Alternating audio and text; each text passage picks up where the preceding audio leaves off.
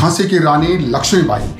रानी लक्ष्मीबाई की कहानी केवल इतिहास का हिस्सा नहीं है, बल्कि यह भारत के हर नागरिक को अपने देश के प्रति समर्पण और बलिदान की भावना सिखाती है। रानी लक्ष्मीबाई भारतीय इतिहास में साहस, शौर्य और बलिदान का प्रतीक है।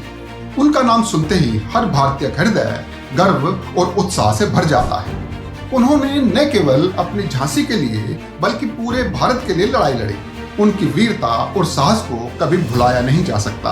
अंग्रेजों के अत्याचारों के खिलाफ झांसी की रानी ने जिस अदम्य साहस और वीरता का परिचय दिया, वह न केवल भारत की स्वतंत्रता संग्राम की कहानी है, बल्कि यह हर भारतीय के लिए प्रेरणा स्रोत है। रानी लक्ष्मीबाई का जन्म 19 नवंबर 1828 को वाराणसी में एक मराठा ब्राह्मण परिवार में हुआ। उनका बचपन का नाम मणिकर्णिका था, लेकिन प्यार से उन्हें मनु बुलाते थे। उनके पिता मोरोपंत तांबे पेशवा बाजीगर द्वितीय के दरबार में कार्यरत थे। उनकी माता का नाम भागीरथी बाई था। बचपन में ही उनकी माता का निधन हो गया तो उनके पिता ने ही उनका लालन पालन किया। मनु का पालन पोषण महाराष्ट्रियन परंपराओं के अनुसार हुआ। उन्होंने घुड़सवारी, तलवारबाजी, धनुर्विद्या और युद्ध कला में पारंगत होकर अपना बचपन बिताया। उनके साहस और विद्या का यह स्तर उन्हें आम लड़कियों से अलग बनाता था। बनारस के एक मंदिर में एक दिन बालिका मनु अपने दोस्तों के साथ खेल रही थी। तभी कुछ लोगों ने मंदिर पर कब्जा करने के लिए वहां पर हमला कर दिया। हमलावर अत्याचारी लोग स्थानीय लोगों को परेशान करते थे। उनके डर से जब गांव के लोग भागने लगे तो छोटी सी मनु ने साहस का परिचय दिया और अपनी एक छोटी तलवार से उनका मुकाबला करने के लिए उनके सामने खड़ी हो गई। उसकी कम उम्र और नन्हा शरीर देखकर हमलावरों ने उन्हें गंभीरता से नहीं लिया, लेकिन मनु की आंखों में गजब का आत्मविश्वास था। बिना किसी भय के उन्होंने अपनी तलवार से हमलावरों पर हमला कर दिया।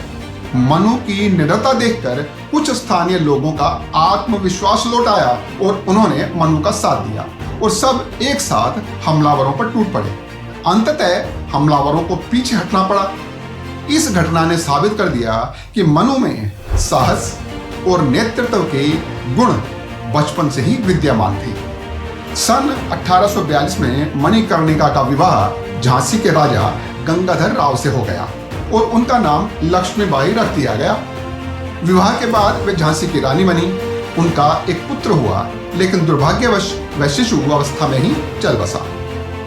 1853 में राजा गंगाधर राव गंभीर बीमारी के शिकार हो गए, तो उन्होंने अपने राज्य को अंग्रेजों के हाथों में जाने से बचाने के लिए एक दत्तक पुत्र दामोदर राव को गोद ले लिया।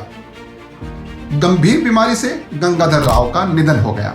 लॉर्ड डलहौजी ने डॉक्ट्रिन ऑफ लैप्स नीति के तहत झांसी पर अधिकार जताया और इसे ब्रिटिश साम्राज्य में मिलाने का आदेश दे दिया।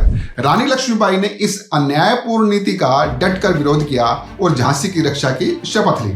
सन 1857 में झांसी पर कब्जा करने के लिए अंग्रेजों ने हमला कर दिया, तो रानी ने अपनी छोटी सी सेना के प्रमुख सेनापति कुंवर राव, गुलाब बोस खां, देवीलाल, नवाब बांदा, झलकारी बाई, मोतीबाई, सुंदर और मुंदर के साथ उनकी सेना का सामना किया। रानी ने किले की रक्षा करते हुए अद्वितीय साहस का परिचय दिया।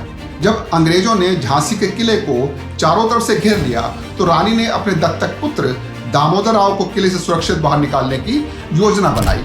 उन्होंने उसे अपनी पीठ पर बांध लिया और घोड़े पर सवार होकर अंग्रेजों से लड़ते हुए किले के बाहर निकल आई।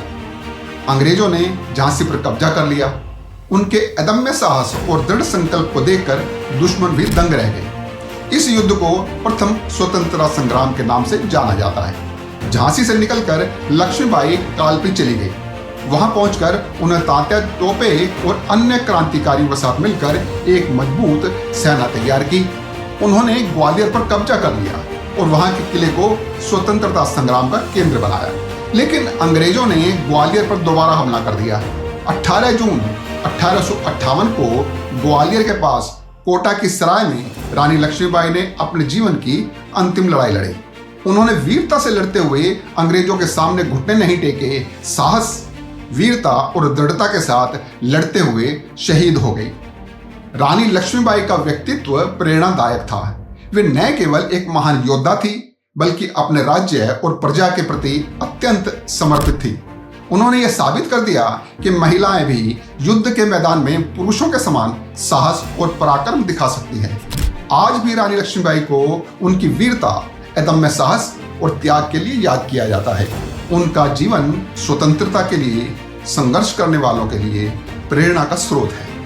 उनके नाम पर कई कविताएं और गीत रचे गए, जिनमें से सुभद्रा कुमारी चौहान की प्रसिद्ध कविता झांसी की रानी विशेष रूप से लोकप्रिय है। चमक उठी सन 57 में, वह तलवार पुरानी थी, बुंदे लेहर बोलों के मुंह, हमने सुनी कहानी थी, खूब लड़ी मर्दानी, वो तो झांसी वाली रानी थी, वो तो झांसी वाली रानी थी। भारत माता की जय।